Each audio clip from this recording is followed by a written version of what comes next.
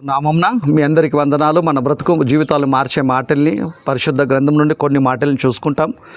యాకోబు రాసిన పత్రిక 1 అధ్యాయం 21-22 వచనం. అందుచేత సమస్త కల్మషమును విర్రవీగుచున్న దుష్టత్వం అంటే దుష్టుని గుణము, తత్వం, దేవత్వం అంటే దేవుని గుణం, దుష్టత్వం అంటే దుష్టిని దయ్యం గుణం సమస్తమే కదా. మళ్ళీ చదువుకుంటాం మొదటిసారి కదా. యాకోబు రాసిన పత్రిక 1 అధ్యాయం 21-22.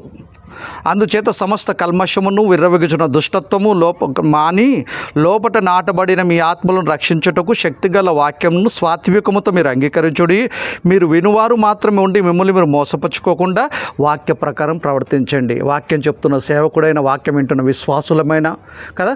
సమస్త కల్మషం అంటే దాని అర్థమైంది ఓర్వలేని గుణం. ఇతరులు బాగుంటే మనం ఇష్టపడము కదా. ఇతరుల ద్వేషం ఉంటుంది మనకి, ఇతరుల్ని కోప్పడతావు కదా. ఇతరుల మీద మనకు మంచి అభిప్రాయం ఉంటుంది. ఇలాంటి తత్వాలు ఏంది ఎవరు అంటే దుష్టత్వం అంటే దుష్టుని గుణం, ఇది దుష్టుని లక్షణాలు. ఈ లక్షణాలు ఎవి ఉండకూడదు. సమస్త కల్మషమును అంటే లోపట నాటబడిన మీ ఆత్మలు అని అంటే మాంసంతో, వెమకలతో కదా, నరములతో ఉన్న మాంసంలో మనను ఒక పువ్వుల తొట్టిలో ఒక మొక్కను నాటినట్టు, నేల విత్తనం నాటినట్టు ఈ రక్త మాంసంలో కలిగిన బాడీలో దేవుడు మన ఆత్మలను నాటాడు కనుక మన ఆత్మలను రక్షించే వాక్యాన్ని మనం కేవలం వినువారు మాత్రం ఉండి మనం మోసపుచ్చుకోకుండా వాక్య ప్రకారం ప్రవర్తించాలా.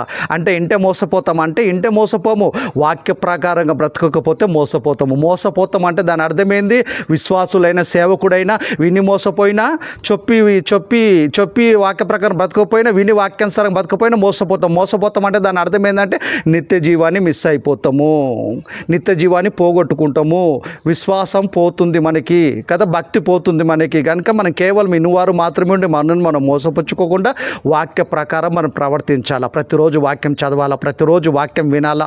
ఆత్మీయంగా ఉండటానికి మనము ప్రయత్నం చేయాలా, సాధనం చేయాలి. మనము నోటుకొచ్చింది మాట్లాడొద్దు, మనసుకొచ్చింది చేయొద్దు, ఎవరు మనసు నొప్పించకూడదు. మనం మ్యాక్సిమం వాక్యానుసారంగా జీవించడానికి ప్రయత్నించాలా. మన నోటిని మనం జాగ్రత్త కాపాడుకోవాలి, మన క్యారెక్టర్ని జాగ్రత్త కాపాడుకోవాలి. మొబైల్ ఫోన్లోకి ఎక్కువగా కనెక్ట్ కాకూడదు, చెడు సావాసం చేయొద్దు. వాక్యానుసారంగా ఆత్మీయంగా మనం జీవిస్తూ కదా విశ్వాసంలో బలంగా మనం నిలబడినప్పుడు దేవుని దేవుని చల్లని చూపు మన మీద ఖచ్చితంగా ఉంటుంది. సమయాన్ని ఇచ్చిన దేవుడికి యేసుక్రీస్తు నామమున కృతజ్ఞతాస్తుతులు.